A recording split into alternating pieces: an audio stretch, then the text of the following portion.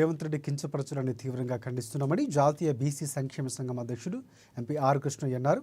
Hyderabad విద్యానగర్లోని BC భవన్లో ఏర్పాటు చేసిన సమావేశంలో ఈ సందర్భంగా వారు మాట్లాడుతూ ప్రధానమంత్రి కన్వర్టెడ్ బీసీ అని అనటం అవగాహన రాహిత్యమని, బీసీలు కించపరచడమన్నారు.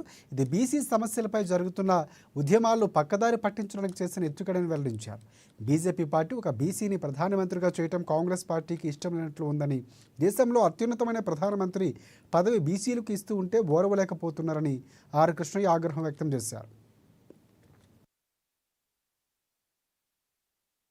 సందర్భంగా ఉచితంగా సమయ సందర్భం లేకుండా బీసీ సమస్యలను పక్కదారి పట్టించే విధంగా ప్రధానమంత్రి నరేంద్ర మోడీ బీసీ కాదని ఆరోపించడం నిరాధారమైనటువంటి ఆరోపణలతోటి ఆ విధంగా ప్రకటించడాన్ని బీసీ సంఘాలు రాష్ట్రంలోని దేశంలోని 80 కోట్ల మంది బీసీలు తీవ్రంగా ఖండిస్తున్నారు. దీన్ని ఆ విధంగా మాట్లాడడం అనేది సందర్భం కాదు, ఉచితం కాదు.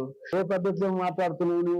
ఆయన బీసీ కాకపోతే ఏమన్నా తహసీల్దార్వా సర్టిఫికేట్ ఇచ్చేటందుకు కాదని చెప్పడానికి ఏదో సందర్భంగా ప్రేలాపనలు చేసి ప్రధానమంత్రి, ప్రపంచంలోనే గొప్ప ప్రధానమంత్రిగా ఆయనను పొగుడుతున్నారు.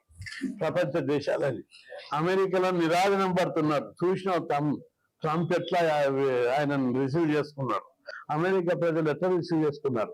ప్రపంచ దేశాలందరూ ఈ రోజు భారతదేశాన్ని అగ్రదేశం వైపు